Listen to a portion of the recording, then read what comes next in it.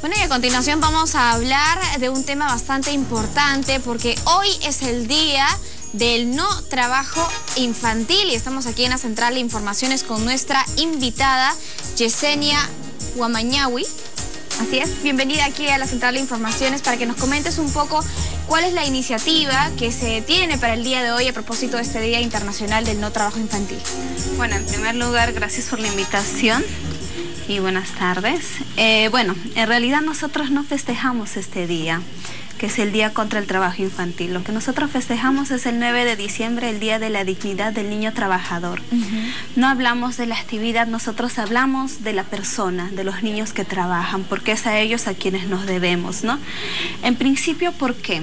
Por un tema de que nosotros valoramos el trabajo, pero no como una actividad, sino como un valor, ¿no? Y como una solidaridad también a las familias, porque no podemos perder de enfoque que vivimos en una sociedad donde la pobreza está a flor de piel, ¿no? Y en todo caso, cuando el ministro acaba de hacer su anuncio, habla, ¿no?, de que nosotros estamos luchando contra la pobreza, pues los niños que trabajan también están luchando contra la pobreza. Precisamente trabajan porque quieren cubrir y porque quieren estudiar, porque quieren tener mejor vida más adelante, ¿no? Y muchas veces los padres también no es que estén felices de que sus hijos trabajen, sino que es la necesidad que los lleva a que esos pequeños, en lugar de estudiar, se dediquen a este tipo de trabajos en la calle. Exacto, ¿no? Entonces, por eso es que nosotros hablamos de la valoración crítica del trabajo, ¿no? Que valoramos el trabajo, pero criticamos la explotación. No criticamos el trabajo, sino la explotación, las condiciones en que se da un trabajo, sobre todo para los niños y adolescentes, ¿no? Porque definitivamente, y el Estado, por ejemplo, a nivel legal, no protege a la infancia, sobre todo a menores de 14 años no están protegidos, son niños que están en la ilegalidad y son mucho más propensos a la vulneración y a la violación de sus derechos, ¿no? Y en especial los niños que viven en las calles, que están en situación de calle, ¿no? Que muchas veces también tienen que trabajar en las cosas que se les puede presentar para poder vivir. Y que también pueden significar un riesgo grande, ¿no?, para su integridad física. Por supuesto, y entonces ahí es donde el Estado debe actuar, ¿no? ¿Dónde está el Estado que va a proteger a estos niños que también están luchando? Y es más, los niños que trabajan hacen un aporte a la economía del país. Si la economía también ha subido es porque también hay un aporte de este sector, que es el 1% del Producto Bruto Interno, ¿no? Con el que se dice que, por ejemplo, podrían tener mejor sus estudios. Pero ¿cómo uno puede acceder a la educación si en la educación te cuesta caro? Si bien es cierto, te dicen que es gratuito, los materiales, el uniforme, la PAFA, las movilidades, la alimentación, es un costo. ¿Cómo pueden decir que un niño trabajador abandona el colegio si precisamente trabaja para esto? Y es más, no tienen mejor acceso a la salud, no tienen siquiera acceso a otros servicios básicos, porque aún hay niños que trabajan y que no están registrados en la RENIEG, ¿no? Porque también eso tiene un costo y porque de los lugares de que proceden, que es porque muchos de ellos son migrantes, ¿no? Entonces se les es difícil obtener la partida de nacimiento. Entonces estamos hablando también de niños trabajadores que están invisibles para el Estado, ¿no? Y por lo tanto tampoco no se puede hacer una correcta fiscalización de en qué condiciones están trabajando. Exacto, ¿no? Porque la cifra que se da actualmente se habla de que hay más de 1,5 millones de niños trabajadores, pero ¿bajo qué mirada está hecho estas estadísticas? Porque una de las primeras responsabilidades que tiene el Estado es hacer un registro de los niños y adolescentes que trabajan, pero no existe ese registro, ¿no? No sabemos cuántos niños en realidad trabajan, de qué edades están trabajando, ¿no? Porque al final una estadística siempre sale de un grupo, de un pequeño grupo, y a partir de eso se hace un aproximado, no es que cada niño está contabilizado, ¿no? Y por otro lado también ahondar, ¿no? Por ejemplo, mucho se dice que los niños que están trabajando deberían estar en el colegio y jugando.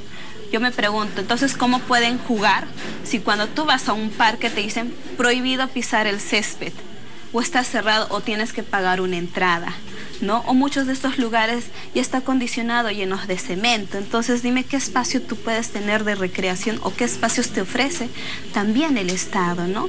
Entonces también hay que hacer un poco un análisis crítico desde el Estado sobre los niños, ¿no? Uno de nuestros objetivos es precisamente la defensa y promoción de los derechos del niño, y es precisamente porque el trabajo que nosotros realizamos es porque recogemos una lucha de más de 40 años del movimiento de niños trabajadores, chicos que se han organizado precisamente para defender sus derechos y para reivindicar su dignidad, ¿no? Porque están luchando contra un sistema que está oprimiendo a un gran sector de niños y adolescentes que trabajan, ¿no? Entonces ahí es donde el Estado también tiene que hacerse una reflexión, un alto, un stop, y hablar con las organizaciones de niños trabajadores.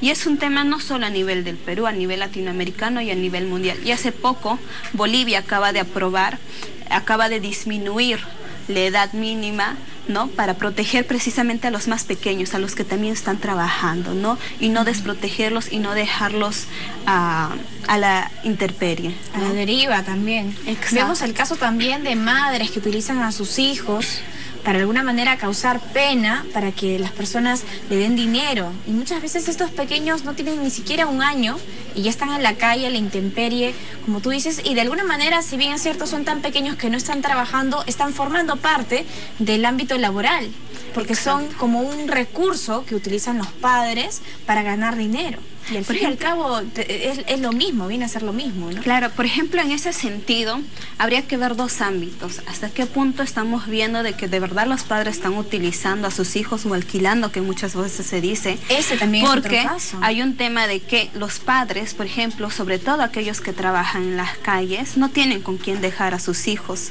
no tienen a quién dejarlo, porque hay un tema de desconfianza y sobre todo por ahora el tema de inseguridad, ¿no? Entonces tienen que llevar a sus hijos para estar con ellos. Y también ¿no? representa un gasto contratar a alguien para que los cuide. Exacto, ¿no? Y por otro lado, obviamente hay que ser críticos y hay que cuestionar también los asuntos cuando hay padres que realizan estos cosas. Y es ahí donde el Estado también tiene una responsabilidad, ¿no? Ahora estaba leyendo aquí, por ejemplo, que se tiene como una meta que para el año 2016, es decir, ya el próximo año, que no falta mucho tampoco, eliminar las peores formas del trabajo infantil, que es un tema que hemos estado conversando justamente, porque a veces las condiciones son tan riesgosas que muchas veces en el trabajo mismo, en el trabajo diario, los niños fallecen, los niños se mueren por el tema de que no están siendo bien alimentados, trabajan de manera excesiva, los padres tampoco no tienen tiempo para preocuparse, para llevarlos a un establecimiento de salud y ver qué tipo de enfermedad ellos han cogido. Hay un montón de temas alrededor del trabajo infantil y es por eso que se debe fomentar de alguna manera iniciativas para que se reduzcan estas posibilidades para los niños, ¿no? Por ejemplo, la OIT tiene un programa que es el programa de erradicación del trabajo infantil.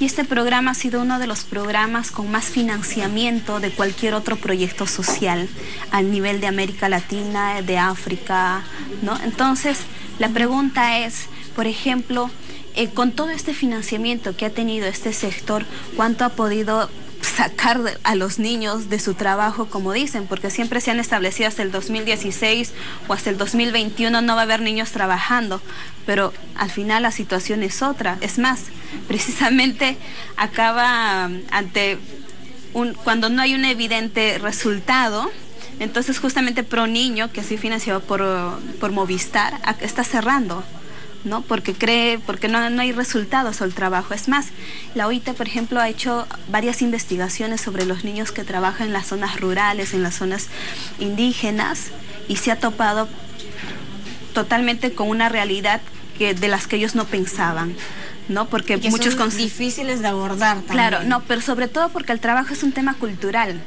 Entonces, cuando no está de acuerdo con sus objetivos de erradicación, obviamente no han publicado esas investigaciones, porque lo han hecho aquí en Perú, en Brasil.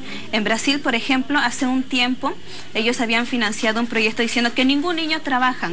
Sí, es verdad, ningún niño trabajaba durante la mañana, pero sí en la tarde, porque en la mañana estaba en el colegio. ¿Y ahora cuál es la tendencia? ¿Hay más niños trabajando en las calles? ¿Ha disminuido a lo largo del tiempo? ¿Cuál es el balance, ¿no? El panorama en nuestro país, por ejemplo? Al parecer, hay una estadística que lo establece el INEI, ¿no? Pero no es una estadística clara, ¿no? Entonces podemos observar aún niños trabajando en las calles, en sus casas, en los hogares y en otras partes, ¿no? Pero por un lado está también todo un tema de que como el Estado mismo, como te había dicho antes, viene registrando también este tipo de niños que están trabajando, ¿no?